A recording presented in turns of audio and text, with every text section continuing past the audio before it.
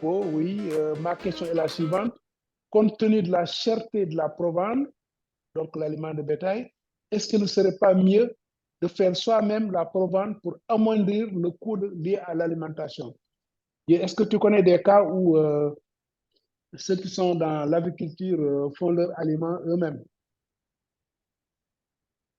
Bon, il y a certains qui le font ici, mais eux, ils n'utilisent pas les poules de chair. Ils utilisent bon, ce qu'ils disent les races de poulet améliorées. Et eux-mêmes, bon, ils fabriquent. Mais bon, disons que c'est des coûts d'investissement qu'il faudrait. Bon, il y a des investissements qu'il faudrait supporter. Et également, Mhm. le coût des aliments. Il faudrait également, il faut vraiment évaluer. Parce que je ne peux pas venir et dire que telle chose, parce que vous pouvez supporter vous-même les coûts. Ça peut être rentable, ça dépend de ce que vous faites, de la quantité ou bien du nombre de sujets que vous utilisez. Mais il y a également des charges que vous supportez. Il est préférable de demander des services de chercher d'autres fournisseurs qui vous les donnent. Ce serait beaucoup plus facile. Donc, vraiment, ça Voilà. dépend. Voilà. Alors, ce que je pourrais ajouter, c'est que ce n'est pas évident de faire la nourriture, hein. Attention, les amis, les formules qu'on vous donne, ce sont les formules alimentaires, hein, qui sont véritablement étudiées, qui ont été étudiées en laboratoire, qui ont été testées. C'est pourquoi on parle d'aliments de démarrage, d'aliments de croissance, d'aliments donc de finition, parce que ce sont des formules alimentaires qui sont différentes les unes des autres. Si maintenant vous faites votre propre probande, c'est-à-dire que vous connaissez un peu les nutriments, les différents éléments nutritifs qui sont dans votre formule, il ne s'agit pas seulement de leur donner du mil ou des choses comme ça, du maïs, hein. C'est vraiment, ce sont des formules étudiées en fonction de l'âge du sujet, en fonction également du type de sujet. Donc, il y a des formules alimentaires qui sont pour la chair, d'autres c'est pour les poulets pondeuses, d'autres c'est pour faire des œufs. Donc, ce n'est pas du tout le même contenu. Ensuite, il y a M. Thierno Sow qui nous dit merci, merci pour cette excellente présentation. J'avoue que ce forum est un atout pour tout débutant ou un expérimenté de l'informel qui veulent tourner vers l'informel. Excellente présentation, très bien. Moussa nous dit durée de remboursement du capital investi 2 ans et demi. En ce moment, le cash flow est négatif. Comment appréciez-vous cela? Bon, Bon, je ne sais pas. Oui, allez-y. le Oui. cash flow n'était pas négatif. Bon, c'est dans l'échéancier des flux financiers. Lorsqu'on a mis, par exemple, les tests de sensibilité, Mhm. mais si vous regardez, d'accord, lui, il fait allusion au flux, comment dirais-je, à ce tableau-là. C'est ça. Si j'ai bien compris, il fait allusion au tableau que je viens de projeter. Ça n'a rien à voir avec le tableau qu'on avait précédemment. Et maintenant, pour l'évaluation du DRCI, ce n'est pas uniquement la première année, mais c'est la somme sur les 5 années qu'il faudrait C'est vraiment ça. voir. Voilà. Et généralement, quand on met 2 ans et demi, c'est qu'au bout de 2 ans, c'est positif. C'est Ça positif, peut ouais. être négatif, négatif. Au bout de 2 ans, c'est positif. Quand c'est positif, c'est-à-dire qu'enfin, on vient d'avoir des rentrées, hein, qui couvrent l'ensemble des sorties. C'est ça. Donc, c'est au niveau du cash flow. Maintenant, euh, le nombre de mois, il y a une manière de le calculer. On ne va pas rentrer dans les détails. Quand on dit 2 ans et demi, 2 ans, 2 mois, 2 ans, 3 mois, les 2 mois, les 3 mois, etc., sont calculés pour un prorata. Bon, on ne va pas rentrer dans le détail. Mais généralement, quand on met 2 ans et demi, c'est que pendant 2 ans et demi, enfin, ça devient positif à partir de ce moment-là. Voilà. Alors, ensuite, je suis en train de voir d'autres commentaires.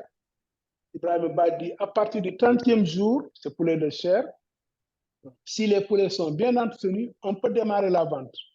Effectivement. Pour les services extérieurs, on peut diminuer les dépenses d'électricité par les projecteurs solaires. Effectivement, bon, en matière de sources d'énergie solaire, si vous arrivez à avoir des lampes solaires, ça peut vous faire économiser. Mais comme j'avais dit tout à l'heure, on n'attend pas 45 jours pour tout vendre. À partir du 30e jour, parce que les poulets n'ont pas le même rythme de croissance. Il y a des poulets voilà, qui ont quand même un bon poids au bout de 30 jours. Là, effectivement, vous pouvez prélever ces poulets-là, les vendre et laisser les autres continuer. Généralement, même, on réduit un peu la surface pour conserver la même densité. Bon, on ne va pas rentrer dans les détails. Ça, c'est dans l'étude technique qu'on va en parler. Ibrahim Ba, toujours la phase cruciale est celle de l'abattage, emballage, hygiène. Oui, c'est vrai. Il faut prendre les dispositions pour le faire attendre. Si le promoteur peut produire les aliments avec les poulets agricoles, oui, ça, on en a parlé. Hein. La production d'aliments, ce n'est pas évident. Hein. Il faut vraiment avoir des connaissances. Il faut travailler avec des chercheurs dans ce domaine qui vont vérifier votre formule alimentaire. Ibrahim Ba, pour les débutants, il faut faire des poulets de chair. Bon, ça dépend de vos moyens en réalité. Maïmouna Saoudi, je pensais qu'on prévoit le capital juste pour démarrer le projet. Est-ce que le capital qu'on met à la deuxième, troisième année doit provenir de l'emprunt?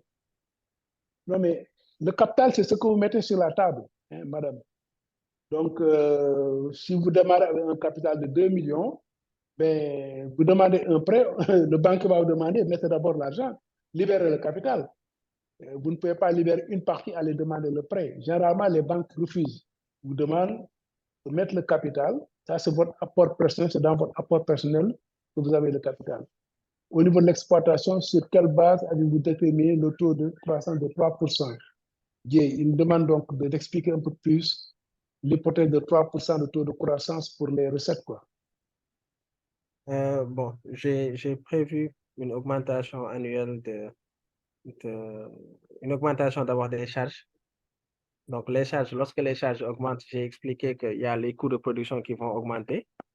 Et lorsque les coûts de production augmentent, pour s'en sortir, il faudrait augmenter les prix. Et lorsque les prix augmentent, donc forcément, les recettes vont augmenter. Bon, donc vous voyez ici, bon, c'est une hypothèse, c'est une simulation hein, qu'on est en train de faire. Mais dans cette simulation-là, il faut tenir compte de plusieurs facteurs parce que ça dépend de l'endroit où vous vous situez, ça dépend de votre marché, En plus, il y a ça le dépend de la concurrence, ça dépend de beaucoup de facteurs pour déterminer le prix. Donc ça, c'est le pricing, on l'a abordé dans le business plan. La manière de fixer le prix dépend de votre coût de revient, mais ça dépend également des prix du marché. Si vous vendez plus cher que ce que les gens peuvent trouver sur le marché, ils vont se tourner ailleurs. Donc là, mais une simulation vous permet en tout cas de faire des hypothèses. Vous pouvez ne pas augmenter de 3%, vous pouvez augmenter de 5%, ça dépend. Bon, mais si c'est un marché en croissance, les gens vont demander de plus en plus de poulets, ben, les prix vont augmenter d'une année sur l'autre. Mais si vous avez beaucoup de concurrents, les prix peuvent se maintenir, peuvent même baisser. Vous pouvez faire une simulation dans le cas où, au lieu de 3%, les prix baissent de 2% à cause d'une concurrence qui est très forte. Donc, il ne faut pas trop se fixer sur ces pourcentages-là. Ce sont des hypothèses de travail. Okay? Alors, qu'est-ce qu'on a encore? Abdoulaye, quels sont les conseils que vous pouvez donner à quelqu'un qui veut évoluer dans la valorisation des poulets locaux? Oui, mais les poulets, là aussi, je peux répondre à cette question. Hein, je qu'il y a un point de vue que tu pourras le donner tout à l'heure. Mais le poulet local, ça dépend également du marché. Ce n'est pas parce que vous aimez tout ce qui est bio, tout ce qui est local, etc. Ça dépend du marché. Si vous avez un marché qui préfère le poulet local, vous le prenez. Dans le cas du Burkina, par exemple, je sais que les gens aiment beaucoup ce qu'on appelle les poulets bicyclettes. Ce sont les poulets du pays. Mais la chair est totalement différente de la chair des poulets importés. Hein, c'est plus ferme, c'est plus succulent, etc. Mais là, ça dépend également de la clientèle. Vous arrivez dans un restaurant, moi, chaque fois que je vais là-bas, je demande le poulet bicyclette. Hein. Parce que vraiment, parce que les poulets avec les sujets importés là, on en trouve presque partout dans le monde. Mais les poulets bicyclettes, c'est vrai que la viande, la chair est un peu plus dure, mais c'est véritablement succulent. Hein. Ensuite, il y a Monsieur Akpo, à partir de quelle année l'éleveur peut constater la chute du taux de ponte afin d'ajuster l'aliment ou décider la réforme des sujets? Donc, je pense qu'il y avait abordé ce problème-là parce que au niveau on n'a pas vu la courbe des taux de ponte. Au début, à partir de 6 mois, on commence à produire. Après, on atteint la vitesse de croisière, on produit beaucoup. Mais après, ça va baisser. Jusqu'à ce qu'il faut réformer maintenant. Il faut réformer maintenant les poules. Et là, je pense que dans ce business plan, on n'a pas tenu compte. Est-ce que vous avez intégré la vente des poules réformées? Non, je ne l'ai pas pris en considération. Voilà, mais ça, il faut en tenir compte parce Il qu'en faut en fait, tenir compte à partir de, à partir allez, de 18 mois, je crois, hein. à partir de Allez-y. 18 mois, ouais. Voilà, parce qu'en fait, comme on a dit, hein, pendant véritablement une année, pendant 12 mois, vous faire la production. Mais après, le taux de ponte va chuter. Et quand ça chute, étant donné que ces poules-là vont continuer à consommer, il va arriver un moment où si vous ne les abattez pas, vous allez encore perdre de l'argent. C'est comme pour les poulets de chair. Donc, le rendement devient faible. En ce moment, il faudra les abattre. Mais si vous les abattez, mais vous avez des poulets de chair, c'est vrai que la chair n'est pas la même parce que la chair est plus dure. Mais il y a des restaurants qui sont intéressés par ça et qui peuvent l'acquérir. Ce sont de gros poulets en général, hein, ce sont de grosses poules, hein, 2 kilos, 2 kilos et même supérieur à 2 kilos. Mais au moins, ça fait un peu de rentrée d'argent. Vous voyez, donc ça aussi, le prix ne sera pas 3 000, ça va être inférieur, le prix au kilo, mais au moins, ça fait quand même une rentrée d'argent qui va rentrer un peu dans le plan de trésorerie. Okay? Alors, a-t-il tenu compte, Alimatayou, de l'impact de la hausse du coût de l'électricité sur la rentabilité? Mais bonne question, là aussi, c'est ça l'intérêt des tests de sensibilité. Les tests de sensibilité vous permettent de faire varier les paramètres que vous voulez. Si vous prévoyez dans votre pays que dans 6 mois, il y aura une augmentation du coût de l'électricité, mettez-le dans votre compte d'exploitation prévisionnelle, hein, au niveau donc au niveau donc des charges, et puis vous voyez un peu l'impact que ça va faire, de combien ça va augmenter, etc. D'autre part, la même personne toujours, d'autre part, la production d'aliments de volaille a été tentée dans un passé récent et cela a impacté la qualité des poulets, des pétiards. Aujourd'hui, il faut s'appuyer sur les résultats de la recherche avec ça. Exactement. C'est une réponse pertinente par rapport à M. Akpo qui demandait au niveau de la Provence si je dois faire moi-même euh, donc, mes aliments donc, de volaille, mais appuyez-vous sur des institutions de recherche. Ça, c'est un travail de chercheur. Il y a ce qu'on appelle les formules alimentaires.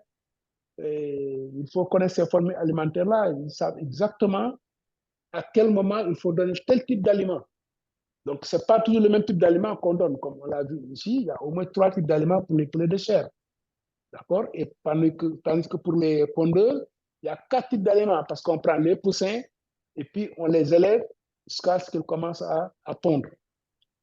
Ibrahim Sarr, une augmentation de prix n'est pas liée à la croissance de l'activité.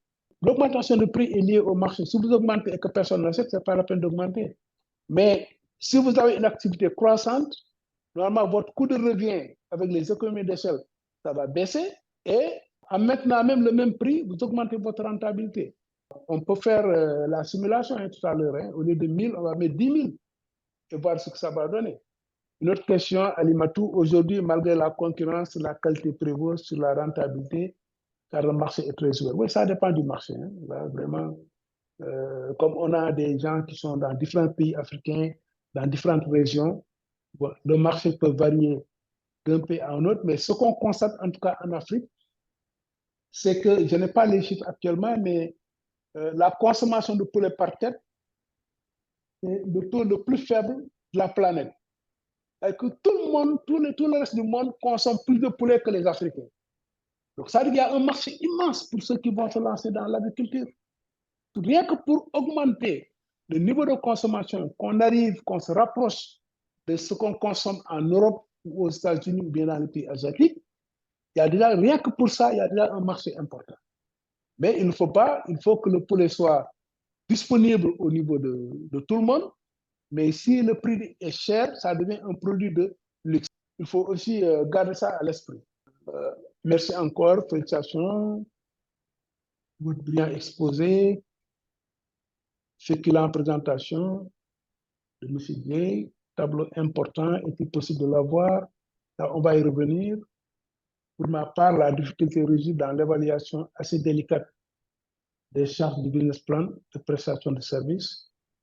Excellente présentation de M. Dieye. Voilà, on a peut-être un peu de temps. Dieye, on peut aller dans le premier tableau, les sujets. Donc, montre d'abord, bon, on a ici pour 1000 sujets. On passe à 2000, ensuite à 5000 pour voir ce que ça peut faire. Tu peux le faire? Oui. Pour les pondeuses ou bien pour les chairs? Bon, prenons les chairs, c'est plus facile.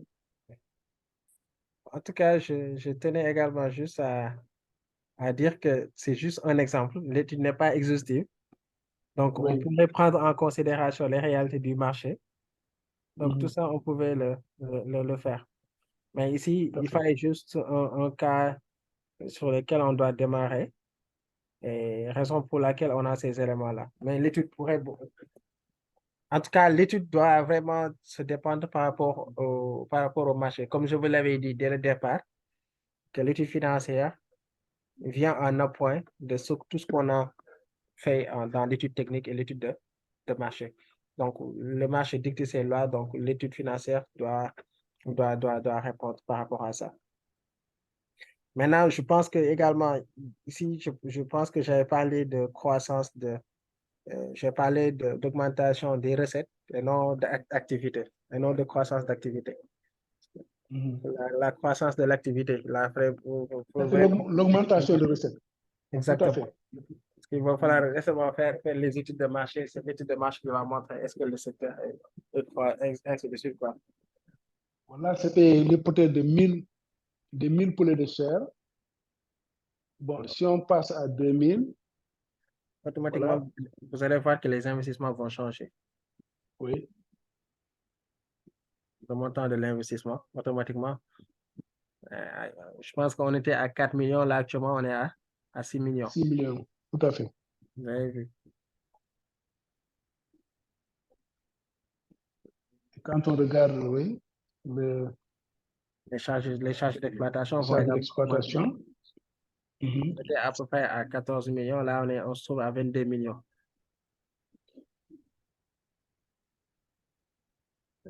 Et donc, il y a toujours une différence au niveau des approvisionnements. Les recettes d'exploitation également vont changer. Donc, les recettes d'exploitation vont changer. Là, c'est toujours, au lieu de, on a toujours prévu 10% de perte. De Donc, perte, oui, c'est ça. 2000, donc on se retrouve avec 1800. C'est le taux de mortalité, quoi. De mortalité, exactement. Même 200, même si certains disent que 200, c'est beaucoup, mais au moins, il faudrait anticiper un peu sur certains risques. Comme également, le taux de mortalité pourrait être également supérieur, hein, mais il y a des risques. Lorsque ce n'est pas gérable, il faudrait laisser ça aux polices d'assurance, quoi.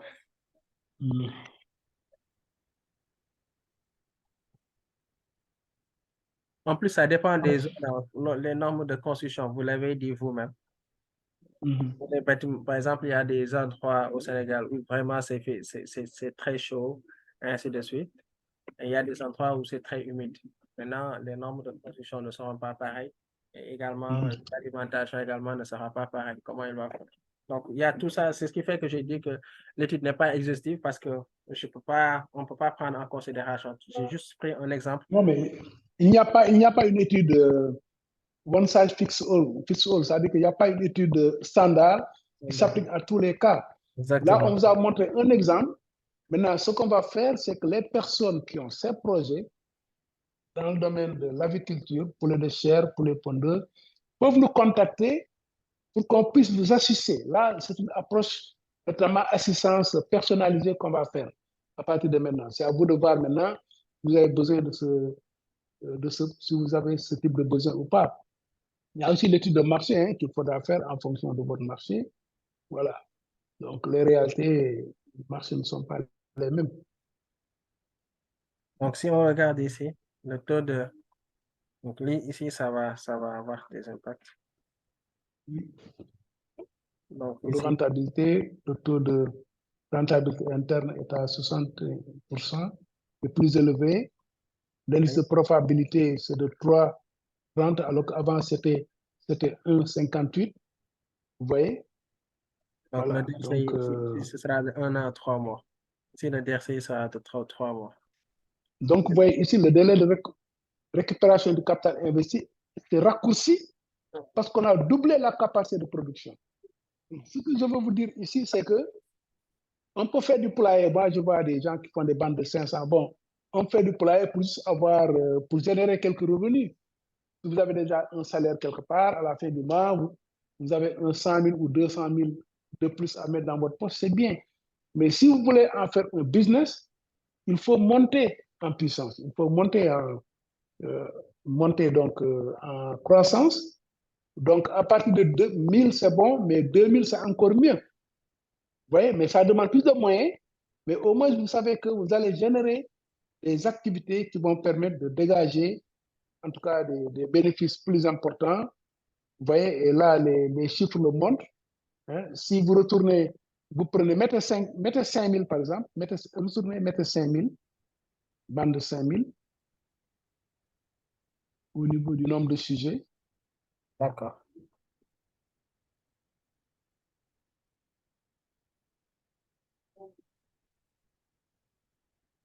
Par bande de 5 000, maintenant, on va voir ce que ça va demander. Vous voyez, bon, les investissements seront plus importants.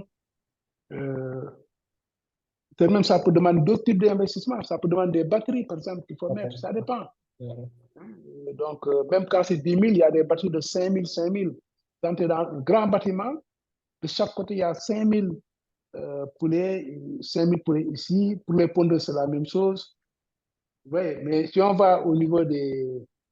Au niveau Au minimum, des ça va demander 294 mètres carrés. mètres carrés, c'est ça. Exactement. Bon, il va arriver un moment où vous allez faire plusieurs bâtiments au lieu de faire un seul bâtiment. Oui, donc, ensuite, maintenant, on avance. Pour l'investissement, on est déjà à 15 millions.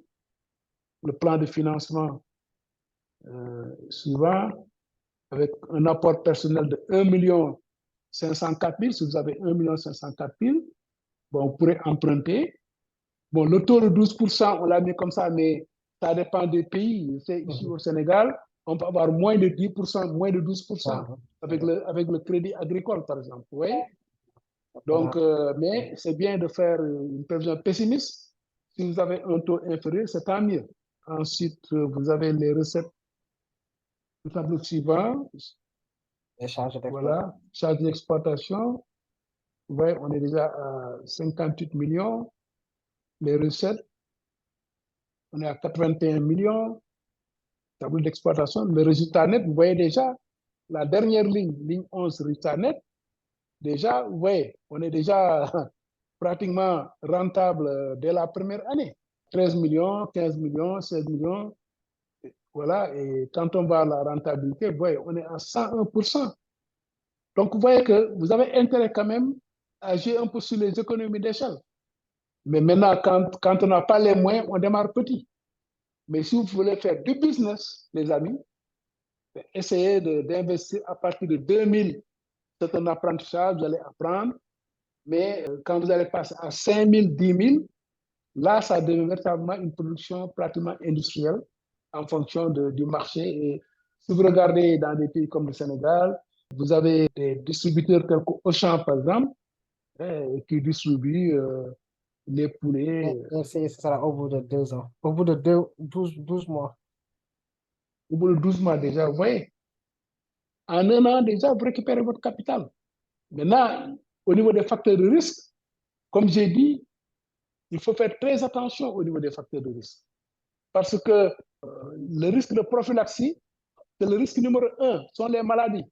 Pourquoi on fait beaucoup de vaccins comme ça, mais les contaminateurs, c'est-à-dire que les personnels extérieurs, en Afrique, on va voir, ah, c'est tel parent qui a tel poulailler, il travaille là-bas. Il vient, il entre, il amène des virus. Et dès qu'un poulet est contaminé, il peut pratiquement contaminer toute la production, toute la bande. Vous risquez de tout perdre. Donc, il faut faire très, très, très attention au niveau de ces risques-là, au niveau de la prophylaxie, prendre toutes les dispositions, prendre les équipements, prendre des gants, des tenues, hein, les chaussures que vous mettez, couvrir la tête avec des bonnets, etc. Ce n'est pas n'importe qui va rentrer dans le poulailler. Hein? Donc voilà, donc il faut faire très attention à ce niveau-là.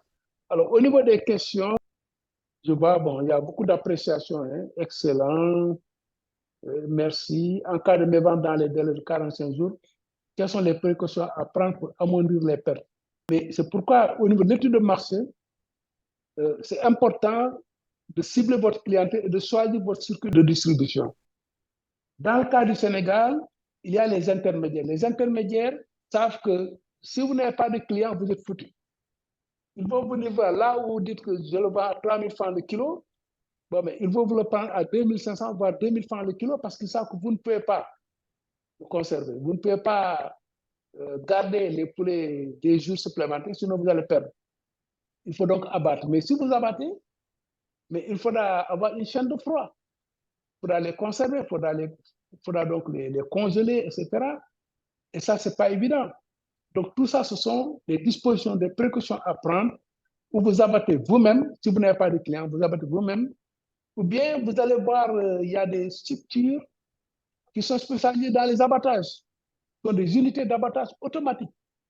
Ces unités-là, si vous les contactez, vous pouvez les approvisionner. Peut-être que vous ne vendrez pas à 3 000, peut-être que 2 900, 2 800, mais au moins, vous pourrez vendre toutes vos productions au niveau de ces unités. Si le promoteur peut produire des aliments avec les produits agricoles, est-ce qu'il y a une différence sur le terrain? Mais bien sûr, le promoteur ne peut pas produire n'importe quoi. Il dit que ce sont des formules scientifiques qui ont fait l'objet de recherches. C'est-à-dire que dans les laboratoires de recherche, on fait plusieurs formules, ensuite on les teste dans plusieurs bandes et on voit quelle est la meilleure formule. C'est ça qu'on choisit. Donc, les produits qui sont vendus par des structures telles que la Sedima et d'autres, il y a les grands moulins, il y a d'autres structures qui font ça.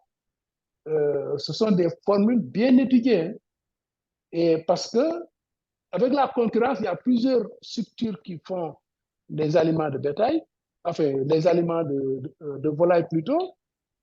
Mais vous, en tant que client, si vous achetez ce mois-ci auprès d'une structure et que le mois suivant, dans la deuxième bande, vous changez de fournisseur et vous vous rendez compte que les rendements sont meilleurs, mais vous allez abandonner le premier fournisseur pour rester avec le second fournisseur.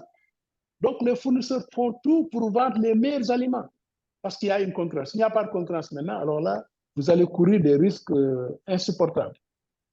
Ablaye Bari, allez-y. Je vous dis d'abord bonjour, bonsoir dimanche. Oui. J'étais absent à beaucoup de webinaires, mais j'ai une question à poser. Celle qui consiste à savoir comment on calcule le tri et le vente. On ne fait pas un cours d'analyse financière ici. Le taux de rentabilité interne, ça c'est le tri. On peut vous l'expliquer comment on le calcule, etc., etc. Mais si vous allez dans Excel, il y a toutes les formules qui sont là-bas. Vous insérez la formule tri, il va vous demander, bon, vous allez calculer le taux de rentabilité interne sur quelle plage de données. Donc, vous avez un investissement de départ, les valeurs actualisées, et Excel vous calcule le tri et vous avez ça. Maintenant, le plus important, c'est quelle est la signification de ce taux de rentabilité interne ou taux de rendement interne. Généralement, le TRI est souvent utilisé par des investisseurs qui ont la possibilité d'investir dans plusieurs projets, normalement. Donc, ce n'est pas la peine de vous lancer dans ce genre de spéculation. Si vous avez un projet A, un projet B, un projet C, vous allez prendre 100 millions dans votre compte bancaire. Vous voulez investir. Vous prenez le projet A, vous calculez le TRI pour chacun des projets et vous comparez le taux de rendement interne ou le taux de rentabilité interne le plus élevé. Parce que vous avez le choix entre laisser votre argent en dépôt d'épargne, DAT, dépôt à terme au niveau de la banque, qui vous rémunère avec des taux d'intérêt de 2%, 3%, maximum 4%. C'est la banque qui travaille avec cet argent, donc la banque ne passe quelque chose de très cher. Vous avez même 2%, vous êtes content. Bon, regardez vos comptes d'épargne, combien ça vous rapporte. Et les comptes d'épargne font partie des taux les plus élevés parce que c'est protégé par l'État, c'est réglementé. Donc, vous avez le choix entre laisser votre argent à la banque ou bien l'investir dans un projet. Quand vous allez investir dans un projet, vous allez courir un risque. Au niveau de la banque, il n'y a pas tellement de risques, tant que c'est une banque de premier ordre qui ne va pas tomber faillite. Mais si vous investissez dans un projet A, le taux de rentabilité interne est de 17%. Dans le projet B, c'est 25%. Dans le projet C, c'est 61%. Mais vous allez choisir le projet C. Vous voyez, c'est ça l'intérêt du taux de rentabilité interne.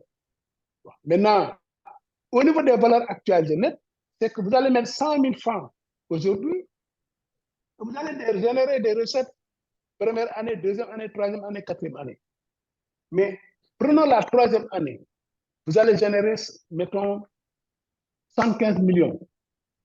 C'est 115 millions dans la troisième année. Qu'est-ce que ça représente aujourd'hui? Quelle est sa valeur actuelle? C'est ça le type de calcul. Ce sont des formules donc, mathématiques qui permettent de calculer la valeur des recettes futures, la valeur d'aujourd'hui des recettes futures attendues. C'est ça le principe. C'est pourquoi je ne veux pas rentrer dans les détails de tout ça. Et si vous recherchez dans Google, vous trouverez toutes les formules vous permettant de calculer le TRI et le VAN. Ce sont des cours de mathématiques financières qu'on ne peut pas faire ici. Ce n'est pas l'objet de... Vous êtes des investisseurs, vous n'êtes pas des experts en mathématiques financières, quoi. Voilà, j'espère que j'ai bien répondu à votre question, M. Barry. Est-ce qu'il y a une autre question? Sinon, on va arrêter le webinaire. On va donner la parole à Jay pour la conclusion. Jay, quelle recommandation, quelle conclusion tu peux tirer de ça? D'après ce que j'ai vu sur les sujets de discussion, en tout cas, l'exemple, vous avez vraiment donné une bonne étude de cas. Comme nous l'avons dit la fois passée, vous pouvez nous rapprocher de nous, on va vous appuyer, on va vous orienter, mais que l'étude n'est pas exhaustive. Donc là, c'est juste un exemple pour que vous puissiez comprendre. Maintenant, au fur et à mesure qu'on a des informations, parce que c'est le marché en fait qui dicte tout ça. Tout ce qu'on est en train de faire, c'est le marché, il y a l'étude technique et l'étude du marché. Et tout ça, on pourra valoriser. Et ces éléments-là, il va falloir les rechercher, aller sur le terrain, demander des informations. Vraiment que ça soit concret, que ça ne soit pas vraiment du montage. Tout ce que vous voyez là, c'est vrai, peut-être c'est juste un exemple, mais ce sont des exemples qui sont tirés sur les réalités du marché. Ce sont des exemples qui sont tirés sur des personnes qui ont fait des études, aller sur le terrain, avoir des informations. Donc, ce sont des informations financières qu'on vous a remis, mais ce sont des informations issues des données réelles. Donc, pour les entrepreneurs qui veulent vraiment se lancer, il ne faudrait pas avoir la paresse d'aller demander des informations. Il y a les outils qui sont là, il y a beaucoup d'outils qui sont là qui permettent d'avoir des informations. Et même, il y a des outils de sondage, si vous n'êtes pas très à l'aise, bon, sur WhatsApp même, vous pouvez faire des outils de sondage et que vous demandez. Donc, vous allez avoir beaucoup d'informations sur votre marché. Et après, vous pouvez venir matérialiser ça dans l'étude de marché. En tout cas, on est disponible à travailler, à appuyer, donc suivre, emboîter un peu les pas de M. Ndiaye. On reste disponible. Donc, voilà un peu ce que j'avais à dire.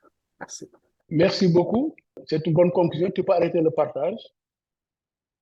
Alors, donc, ce sont des conseils importants qu'on vous donne ici. Les personnes qui ont véritablement des projets dans le domaine de l'aviculture, que ce soit poulet de chair ou bien poule pondeuse, vous vous rapprochez de nous en fonction de votre projet, de l'état d'avancement. On va vous orienter. Mais commencez déjà à utiliser le canevas de business plan.